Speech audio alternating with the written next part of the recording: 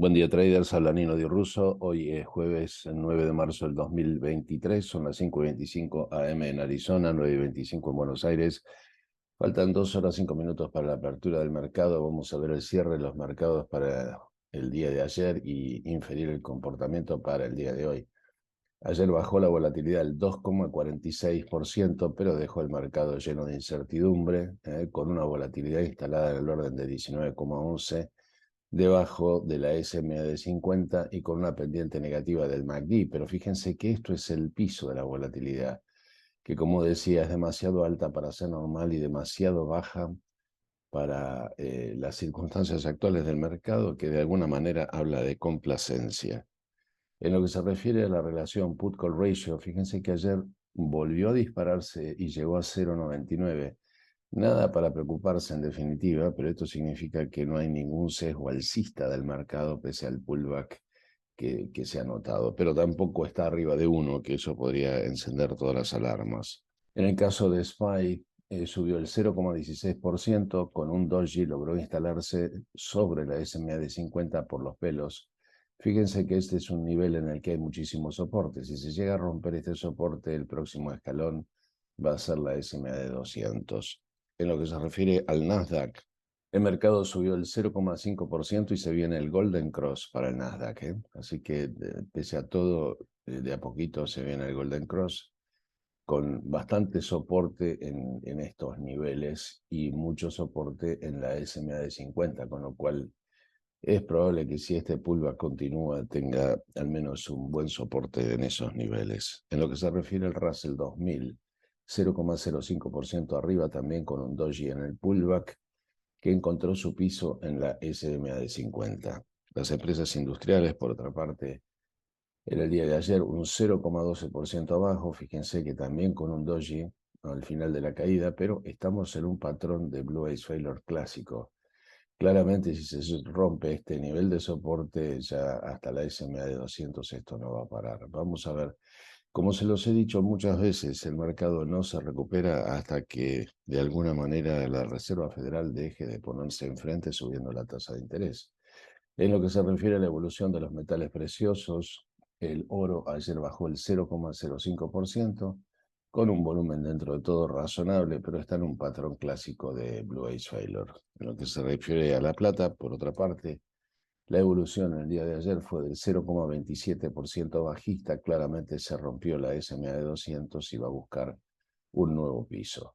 En lo que se refiere a los commodities más importantes, comenzando con el petróleo, la baja fue del 1,11%, se rompió de golpe la SMA de 50 y va el MACD con rumbo sur.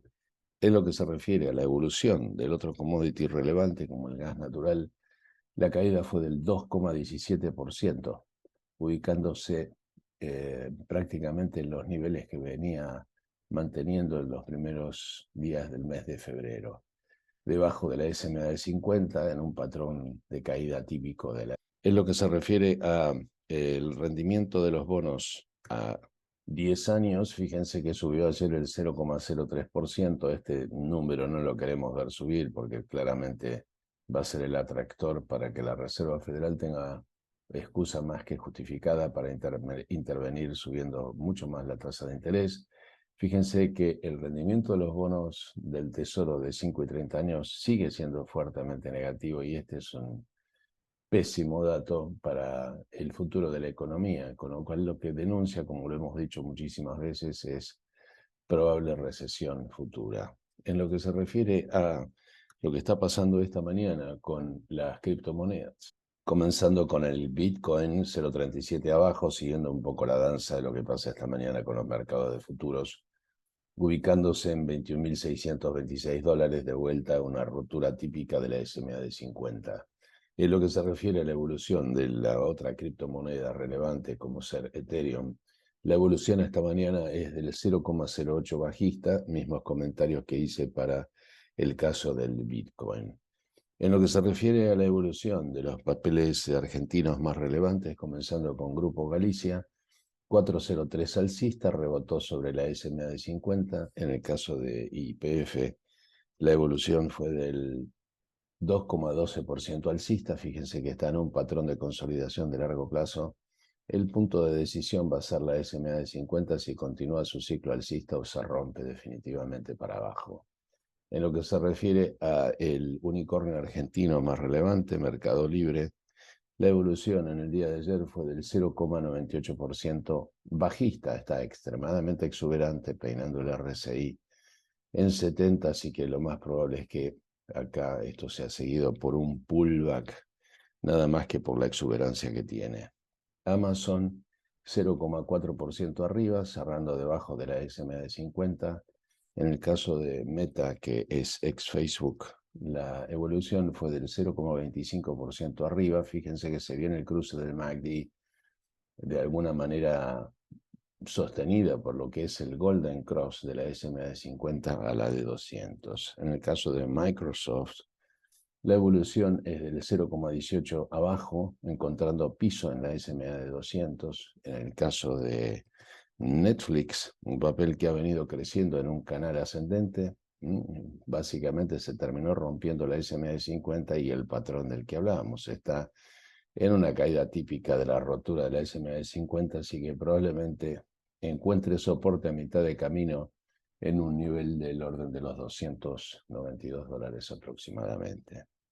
En lo que se refiere a Google, el otro gigante del Nasdaq, 0,42% arriba, encontrando soporte en la SMA de 50, y fíjense que en estos niveles hay muchísimo soporte. De todas maneras, este doji lo está rompiendo, así que ojo con esto. En lo que se refiere a el otro gigante que es Apple, la evolución en el día de ayer ha sido del 0,84% alcista. De a poco se viene el cruce del MACD, perdón, el cruce de la SMA de 50 a la de 200 y, perdón, de vuelta, lo que decía recién, el cruce del MACD, con lo cual puede ponerse interesante la evolución de este papel. De los autos eléctricos, Tesla tenemos 3,04 abajo. Cruzó el RSI de 50 con pendiente negativa y esto, a mi criterio, en principio hasta la SMA de 50 en la caída no va a parar. En lo que se refiere al resto de los autos eléctricos del sector, comenzando con Lucid, la evolución fue del 0,36% alcista, encontrándose todavía debajo de la SMA de 50 con un MACD con pendientemente fuerte negativa y el histograma alcista. En el caso de NIO, como decíamos, 2,34 alcista, viene peinando prácticamente los mínimos históricos del mes de octubre del año pasado. Le cuesta mucho recuperarse este papel. En el caso de los ETFs más relevantes que miramos habitualmente, Soxele 7,9% arriba, se viene el Golden Cross de este papel, así que cuidado que esto se va a poner interesante. Fíjense, con abundante soporte en estos niveles. En el caso del AU, el otro ETF relevante de las biotecnológicas, 2,83% bajista y sigue peleando el fondo de la tabla con un movimiento lateral de muy largo plazo. En el caso de ARK Investment, el ETF de Cathie Woods, con un 0,13% bajista. Este es un papel claramente castigado por la suba de tasas hecha por la Reserva Federal. En el caso de Macy's, el Department Store 0,38 abajo, de vuelta a la rotura de la SMA de 50, probablemente hasta la SMA de 200 no pare. De todas maneras, fíjense que a mitad de camino, en un valor de 20, existe abundante soporte para atajar una caída. Como decíamos, el futuro de la volatilidad está entrando en la trampa de la EMA 3 a la EMA 8, que es las condiciones típicas para poder producir una nueva falla. De todas maneras, el Commodity Channel Index está alcista, cruzando el menos 100, el DPO Move encontrando ya su piso. Y acá vemos T2122, que es 4 Weeks New High, New Low, prácticamente en un piso que podría denostar que bueno, el mercado podría encontrarse próximo a un relief rally. De todas maneras, fíjense que el RSI Stochastic del futuro está iniciando su pendiente de caída con la semana en la misma dirección, lista para un ciclo ascenso. En realidad yo esperaba que esta semana probablemente se diera la situación de la reversión, cosa que no ocurrió. En una de esas ocurre la semana que viene, para acompañar un ciclo alcista desde cero del RSI Stochastic en la semana. En lo que se refiere a la evolución del Standard & Poor's. Esta mañana está a 12 puntos bajista, con una condición bastante parecida al RSI estocástico, un pendiente negativa. Está todavía sostenido con el Volatility Stop, pero debajo del Trendinator. Así que cuidado con esto. El RSI estocástico está más cerca de poder reiniciar un nuevo ciclo alcista. Pero por ahora, como lo dijimos hace 2 días, el riesgo después de este shooting star es que tuviéramos una vela de caída, y esto es ni más ni menos que un evening star. Y un evening star es un patrón fuerte de caída, así que esperemos que sea atajado por el volatility stop y que no siga para abajo. En lo que se refiere al Russell 2000, la evolución desde el punto de vista técnico similar, con unos 6,9 puntos abajo.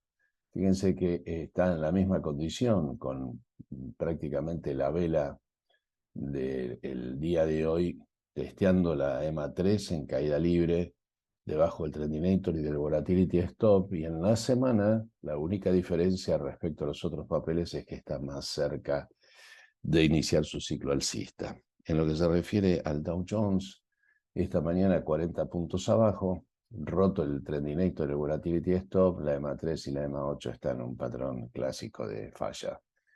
En la semana, fíjense que está en un squeeze, pero con el RSI estocástico en un piso como para poder reiniciar su ciclo alcista.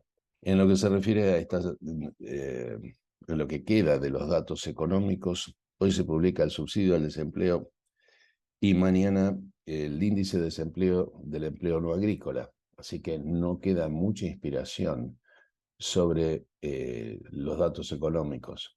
Tampoco queda mucha inspiración en lo que se refiere a las empresas que presentan sus earnings en el día de hoy.